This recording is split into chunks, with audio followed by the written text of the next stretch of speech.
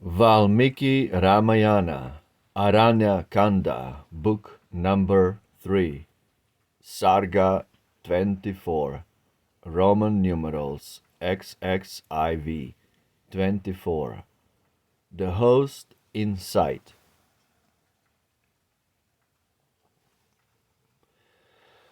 While Kara, urged by valiant rage, drew near that little hermitage, those wondrous signs in earth and sky smote on each princess' watching eye. When Rama saw these signs of woe, fraught with destruction to the foe, with bold impatience scarce repressed, his brother chief he thus addressed.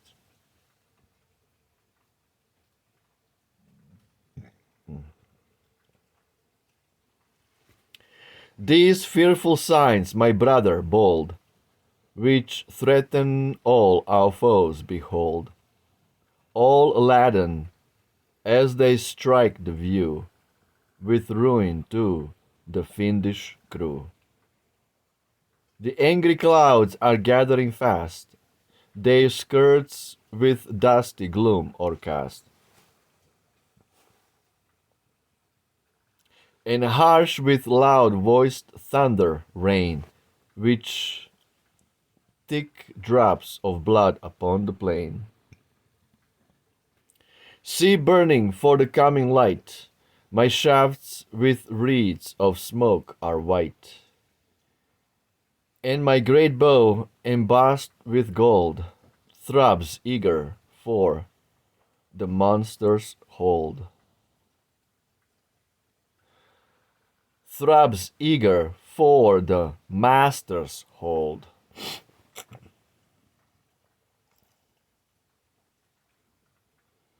Each bird that through the forest flies sends out its melancholy cries.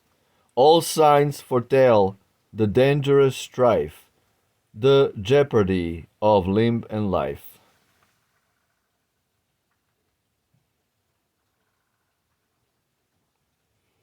Each sight, each sound gives warning clear that foemen meet and death is near. But courage, valiant brother, well, the throbbings of mine arm foretell that ruin waits the hostile powers, and triumph in the fight is ours. Jai Shri Ram. I hail the welcome omen thou art bright of lace and clear of brow. For Lakshman, when the eye can trace a cloud upon the warrior's face, stealing the cheerful light away, his life is doomed in battle fray.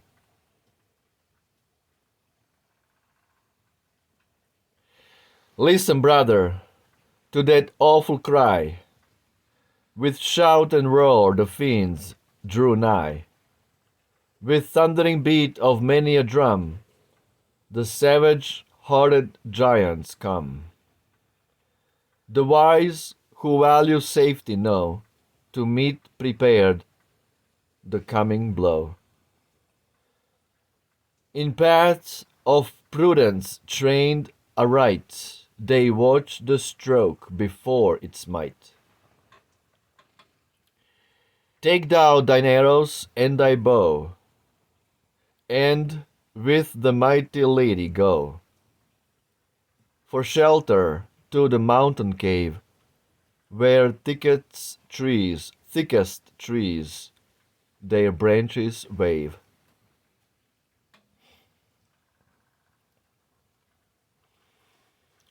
I will not have thee, Lakshman, say one word in answer, but obey. By all thy honor for these feet of mine, dear brother, I entreat. Thy warlike arm I know could smite to death these rovers of the night. But I, this day would fight alone till all the fiends be overthrown.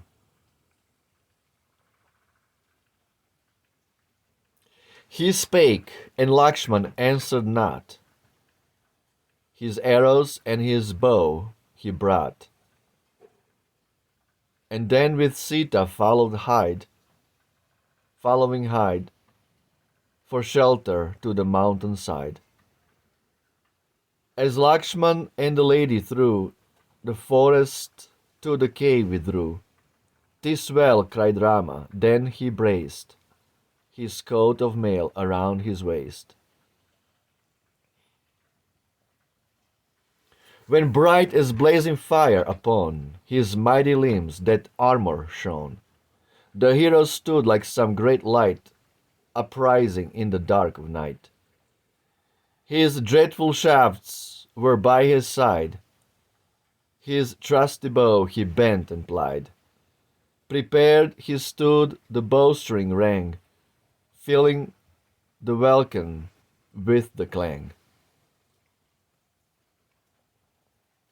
The high soul gods together drew, the wonder of the fight to view. The saints made free from spot and stain, and bright Gandharva's heavenly train. Each glorious sage the assembly sought, each saint divine of loftiest thought. And filled with zeal for Rama's sake, thus they whose deeds were holy spake. Now be it well with Brahmans, now well with the worlds and every cow. Let Rama in the deadly fray the fiends who walk in darkness slay. As he who bears the discus slew the chieftains of the Asur crew. Then each with anxious glances viewed his fellow, and his speech renewed. There twice 7,000 giants stand, with impious heart and cruel hand. Here Rama stands, by virtue known. How can the hero fight alone?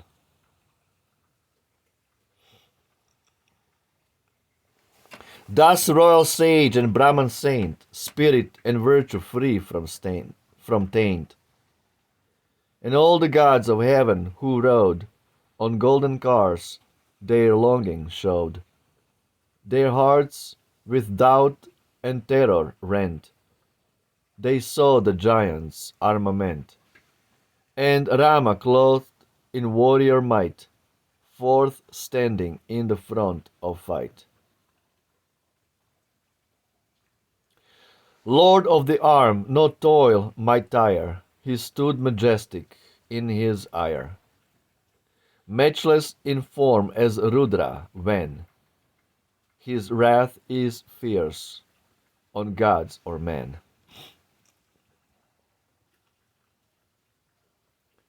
While gods and saints in close array held converse of the coming fray, the army of the fiends drew near, with sight and sound that counselled fear. Long, loud, and deep their war cry pealed, as on they rushed with flag and shield. Each of his power, each of his proper valor proud, urging to fight the demon crowd. His ponderous bow,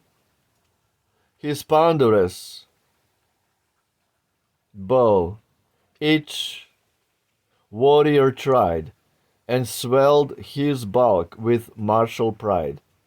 Mid shout and roar and trampling feet, and thunder of the drums they beat.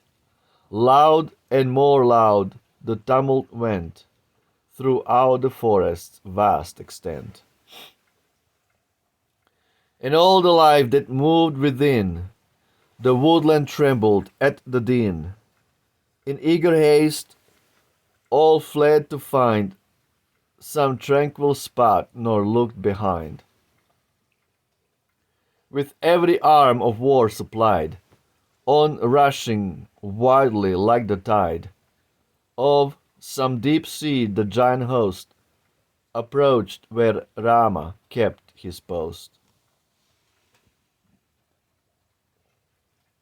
Then he, in battle skilled and tried, bent his knee, mm, bent his bent his keen eye on every side, and viewed the host of Kara face to face before his dwelling place.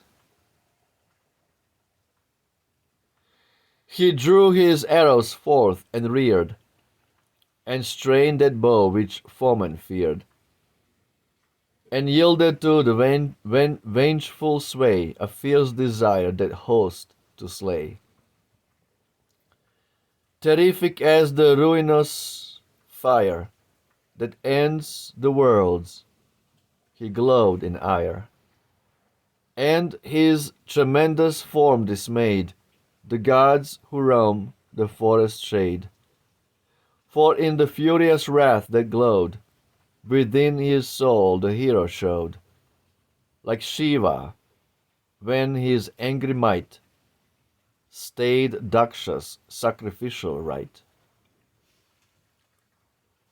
Like some grey cloud at dawn of day, when first the sun upsprings, and o'er the gloomy mass each ray a golden radiance flings. Thus showed the children of the night, whose mail and chariots threw, with gleam of bows and armlets bright, flashes of flamy hue. Wow. Absolutely wow. Amazing description of the Rakshasa army and Rama's chivalry. Footnotes: 257:1 Vishnu, who bears a chakra or discus. 257:2 Shiva. Just absolutely magnificent, magnificent descriptions of the battle fray, of the battle that's just about to happen. Rama is standing his ground, and the vast army of Rakshasa giants is approaching, just like from the Lord of the Rings.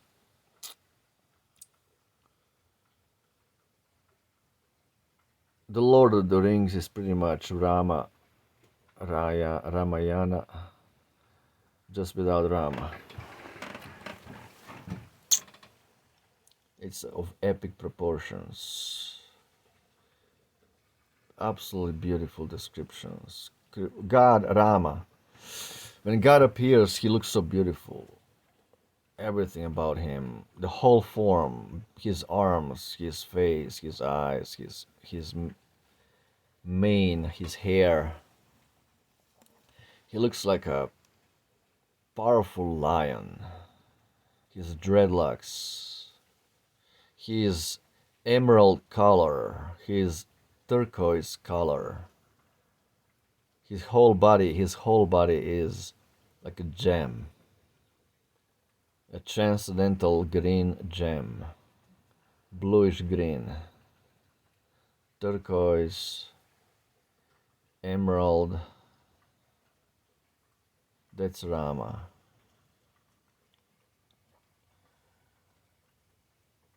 That was during the age of Treta Yuga.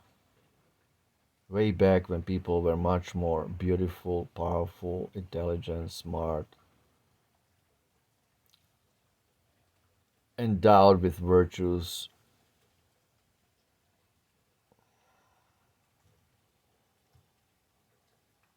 Like that.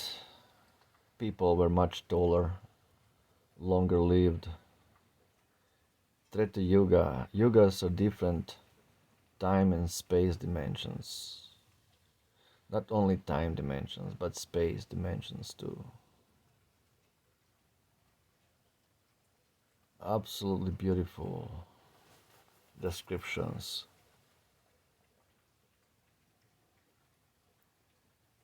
Wow. Rama is telling Lakshman to take Sita up the mountain to protect her from the battle fray. Jai Shri Ram, Hail Ram. Ciao.